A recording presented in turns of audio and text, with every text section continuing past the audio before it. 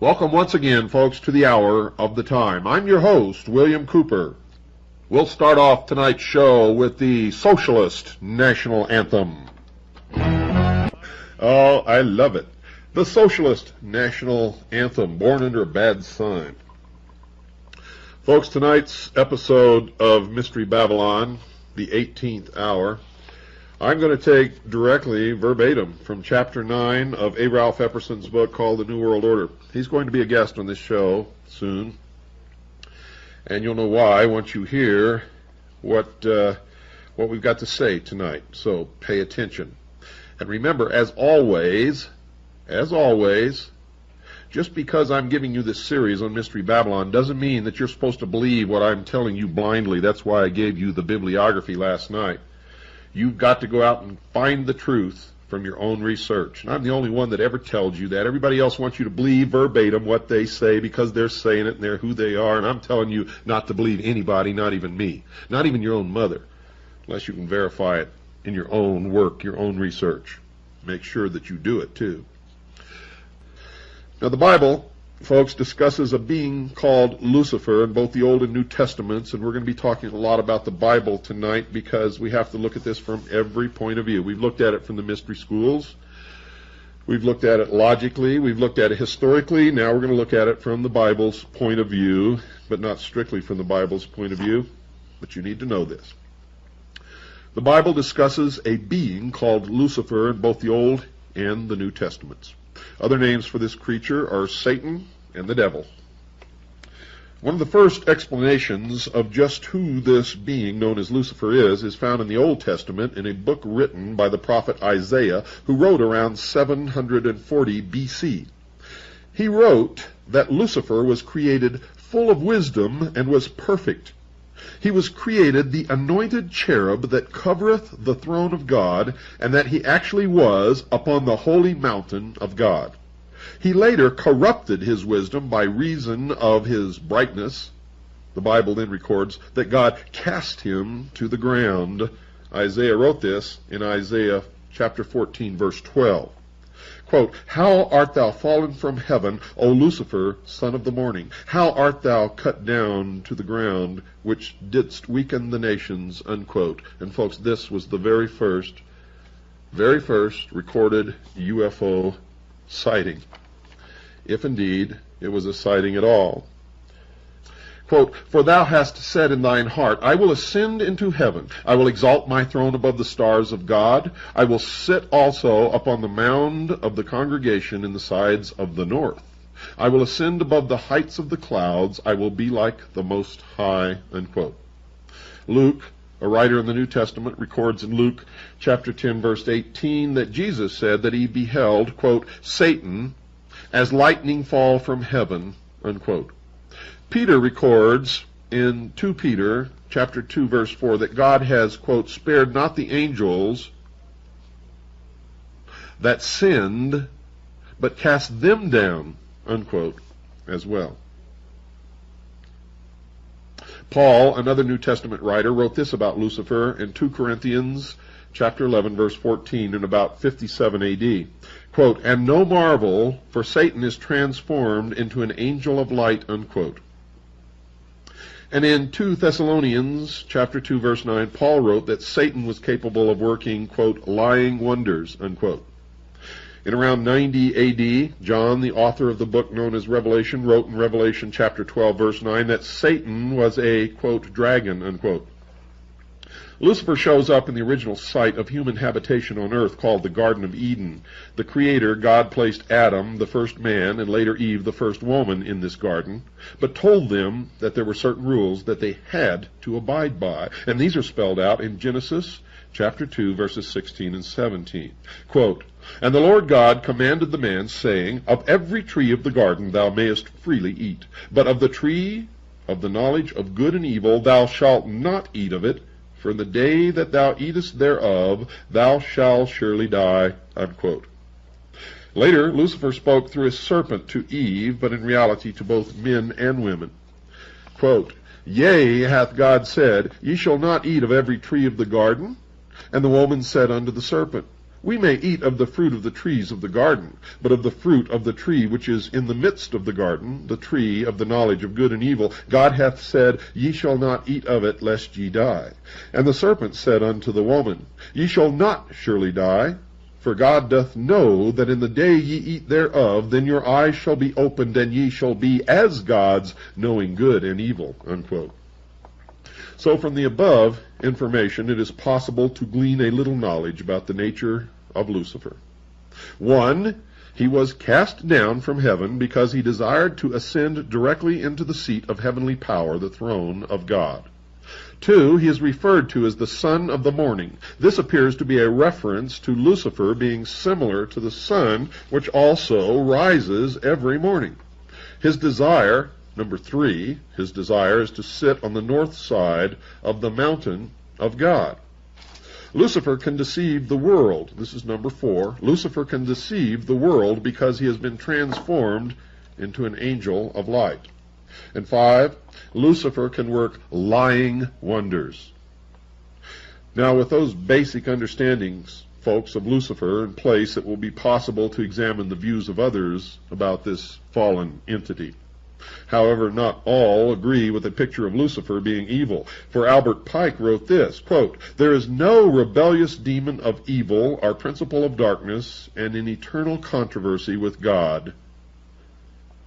Unquote. In fact, Mr. Pike believes that Lucifer was not a force of evil, but could be a force for good, and he wrote this in Morals and Dogma, which I forgot to give you yesterday in the bibliography. He wrote this in Morals and Dogma, quote, For the initiates, those initiated into the true secrets of Masonry, this is not a person, but a force, created for good, but which may serve for evil. Unquote. To further amplify that belief of Mr. Pike's, it becomes important to quote a letter that he wrote on July the 14th, 1889, to the 23 Supreme Councils of the world. Judging from the contents of this letter, it appears that Mr. Pike was attempting to tell the leaders of the various Supreme Councils all over the world that they were to know that Lucifer was the secret god of the Masons. This letter clearly indicates that he believed the position that Lucifer was a god who had come to earth for the good of mankind, and he wrote this, quote, That which we must say to the crowd is... Presumably, Mr. Pike meant that the crowd was all of the non-Masons or the public at large. That which we must say to the crowd is we worship a god, but it is the god that one adores without superstition, unquote. So it appears that one of the purposes of this letter was to advise all of the top-ranking Masons that they were to concoct a story that the Masons worshipped the traditional God, so that none could ever accuse them of worshiping a cherub, a nun god, by the name of Lucifer. In other words, they were to deny that Lucifer was their god whenever an outsider was smart enough to break through all of the secrets and figure it out. Well, of course, folks, they're sworn to secrecy. They have to deny anything about the true secrets of their order. I mean, what kind of logic is this? That's plain as the nose in your face. You must understand that when you ask a Mason a question about Freemasonry, he's going to tell you a lie because he is sworn to secrecy, and he is sworn by blood oaths. And I know that by the time they've reached the 32nd degree, they've taken at least 32 different oaths swearing them to secrecy. Minimum. So, you should know this already. Now, let's continue, but I'm going to go back and read that part over. It appears that one of the purposes of this letter was to advise all of the top-ranking Masons that they were to concoct a story that the Masons worshipped the traditional God, so that none could ever accuse them of worshiping a cherub, a nun god by the name of Lucifer. It's very important. In other words, they were to deny that Lucifer was their god whenever an outsider was smart enough to break through all of the secrets and figure it out, as I and many others have done, as a Ralph Epperson has done. So the secret inside the Masonic order is that Lucifer is their secret god. Any non-Mason today who attempts to explain to any of their Masonic friends or relatives that this is the secret inside the lodge will be met with an instantaneous denial. Every Mason, whether they know the secret of the lodge or not, will obviously deny the accusation because they must. Mr. Pike continued, Quote, "You may repeat it to the 32nd, 31st, and 30th degrees. The Masonic religion should be by all of us initiates of the high degrees maintained in the purity of the Luciferian doctrine," unquote. You see, Albert Pike at that time was at the head of all the lodges of Freemasonry of the world, and at the head of the Scottish Rite of Freemasonry in the United States of America. Here Mr. Pike seems to indicate that it is the 30th, 31st, and 32nd degrees that are to be taught the Luciferian doctrine. The direct evidence that the honorary 33rd degree is formally taught that Lucifer is the great architect of the universe will be presented later. But here Pike seems to say that that lesson is to be taught at an earlier degree. Quote, "If Lucifer were not God, would Adonai, the God of the Christians and the Jews, and his priest calumniate," which is defined as spreading false and harmful statements about or to slander, would they calumniate him? Pike makes two incredible statements about Lucifer. One, he is considered to be a god, and two, the priests and the rabbis have it all backwards and are all slandering his name. As has been illustrated, the Bible states that Lucifer is nothing more than a fallen cherub. He's not a god. Yet Mr. Pike clearly states that Lucifer is a god. Now how can that be? And secondly, those who claim that he is the wicked one are slandering him. Those individuals have it all wrong. And Mr. Pike continued, quote, "The true and pure philosophic religion is the belief in Lucifer, the equal of Adonai," unquote. Adonai also spelled, well, in the first place here it's spelled A-D-O-N-A-Y, and he says Adonai, also spelled A-D-O-N-A-I, is the Hebrew word for God. To show that Pike was referring to the God of the Bible, he wrote this in his book entitled Morals and Dogma, quote, "Adonai, the rival of Baal and Osiris," unquote. In other words, Adonai is Typhon. That's an aside from me, folks. That's not written in this book. But as you've been listening to this series that I've given you, you know that Adonai, if this is true, if he is the rival of Baal and Osiris, then he is Typhon. As has been illustrated, Osiris is the sun god, and the sun has been shown to be a symbol of Lucifer. Adonai is the rival of Lucifer, both in the Bible and in the writings of Albert Pike. Quote, "But Lucifer, God of light and God of good, is struggling for humanity against Adonai, the God of darkness and evil," unquote. And here once again Mr. Pike writes that Lucifer and Adonai are rivals, and that the religious world has it all backwards. Lucifer is the good God, and Adonai is the God of evil and darkness. The author would like to interrupt the narrative to make an observation, and this observation is being made by a Ralph Epperson, not me. He wrote this book. That authenticity of that letter by Albert Pike that was just quoted has been questioned by a variety of writers. It has been reported that Mr. Pike made these comments in an encyclical hand-carried to the meeting of 23 Supreme Councils of the World on July 14, 1889 in Paris, France. This author, meaning A. Ralph Epperson, is willing to concede that the only evidence for the contents of this encyclical consists of it being quoted in a book written by a Frenchman named A.C. de la Rive, entitled La Femme et l'Enfant dans la Ranque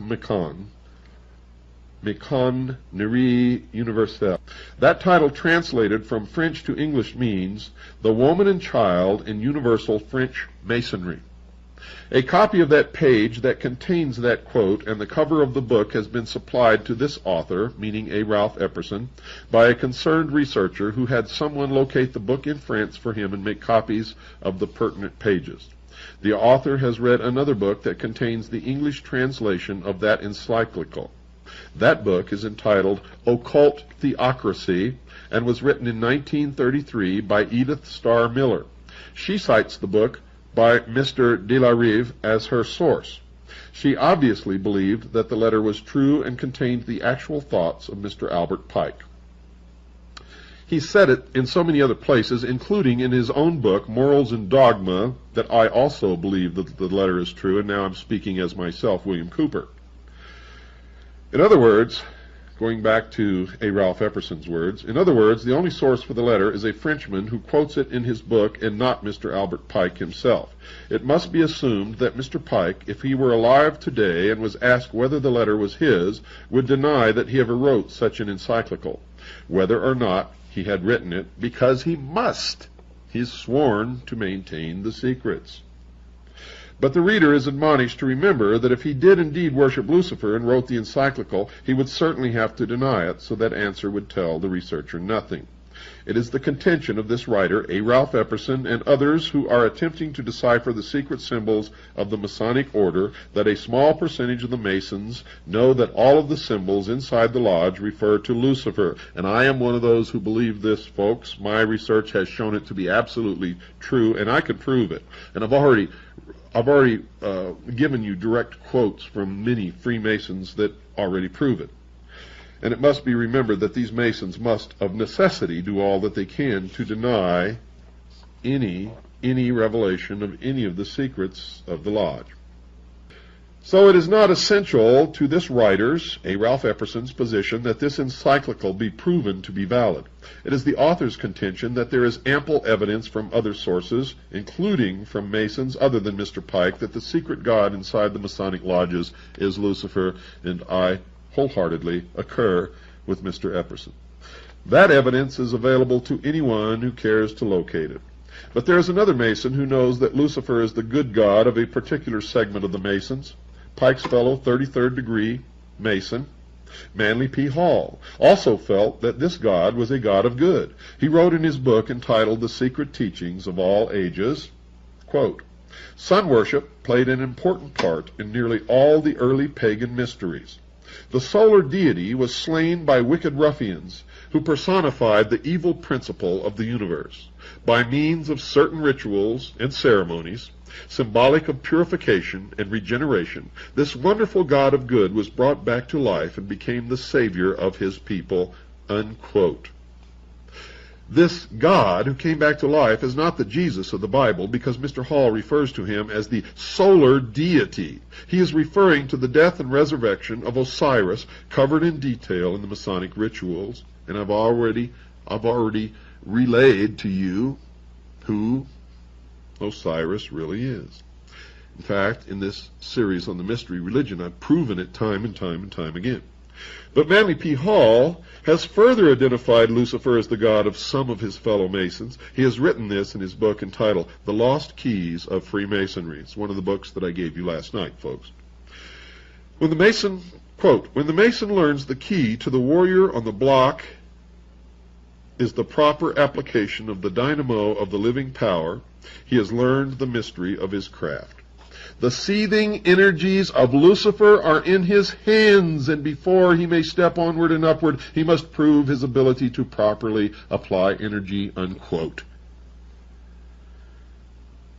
Mikhail Bakunin, the Russian anarchist, also addressed this question of evil and good gods, and he wrote, quote, "The evil one is the satanic revolt against divine authority, revolt in which we see the fecund, defined as being fertile, germ of all human emancipations, the revolution. Socialists recognize each other by the words, 'In the name of the one to whom the great wrong has been done.' Satan, folks, is the eternal rebel, the first freethinker, and the emancipator of worlds. He makes men ashamed of his bestial ignorance and obedience. He emancipates him, stamps upon his brow the seal of liberty and humanity, in urging him to disobey and eat of the fruit of knowledge," unquote. You see, I've been telling you all along that socialists and the mystery religion of Babylon are the same, and now, in his book, A. Ralph Epperson has proven it. That thought, that Lucifer was a good spirit to whom a great wrong was done, is the basic thought that holds the New Age together, according to Tex Mars, the author of 2 major books on the subject. And he has written, quote, "Many New Agers commend Lucifer because by tempting Eve he enabled man to evolve toward enlightened knowledge and godhood," unquote. Remember I told you that with the gift of intellect, man will develop technology that will make him God? They are working feverishly in laboratories now to uncover the secret of immortal life. Mr. Mars discusses the thoughts of a leader in a mystical organization called the Stell Group. How many times have I mentioned that? The Stell Group. Named Eklal Koshana. He writes that this New Age leader says that, quote, Lucifer is the head of a secret brotherhood of spirits. The brotherhood is named after Lucifer because the great angel Lucifer has been responsible for the abolishment of Eden in order that men could begin on the road to spiritual advancement, unquote. Lars Hansen was reared in the Stell Group. Lars Hansen was reared in the Stell Group. Tom Valentine was a member of the Stell Group. Tom Valentine wrote a book called The Life and Death of Planet Earth. Get it and read it, folks. Tom Valentine was associated with the Communist Party. Now he's a member of the Liberty Lobby, which came right out of the old German Nazi Bund. They used to sing the Horst Wessel song at the beginning of their meetings. Wake up! Wake up! Wake up. Why do you think every time somebody calls Tom Valentine and asks him about Freemasonry and their complicity in the conspiracy, he covers it up and hangs up on the person as quickly as possible and denies that there's any complicity of Freemasonry? Tom Valentine has been attacking me for years because he knows that I know who he is and what he's about, that I know the origins of the Liberty Lobby, that I know their message is that our government is no good, it doesn't work, that it's turned against us, and it's all lies.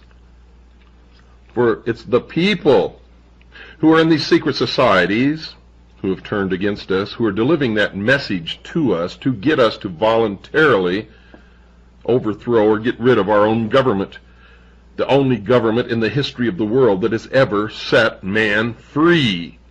And I'm the only one who lets you know this. It's not our government, it's not the Constitution, it's not the Bill of Rights, it's not the structure. It's the secret societies. It's the Tom Valentines. It's the Bogreitzes. It's all of these people who belong to Freemasonry, and the Ancient Order of the Rose and Cross, and the Knights Templar, and the Sovereign and Military Order of the Knights of Malta, and the Order of St. John of Jerusalem, and many more. Many more. Socialist, international socialism, under many, many different names. You see, folks, you see, the senator was right. Senator McCarthy was absolutely right. He was correct. He just didn't know the proper name. He thought he was ferreting out communism. He wasn't. You see, if he understood what I understand, then he would have survived the attacks of the very people that he was trying to ferret out, who owned the media that turned against him and destroyed him. Hollywood, who turned against him and destroyed him through manipulating the opinion of the public. See, communism, folks, is just a word. It's another boogaboo enemy. The real enemy, folks, is Mystery Babylon.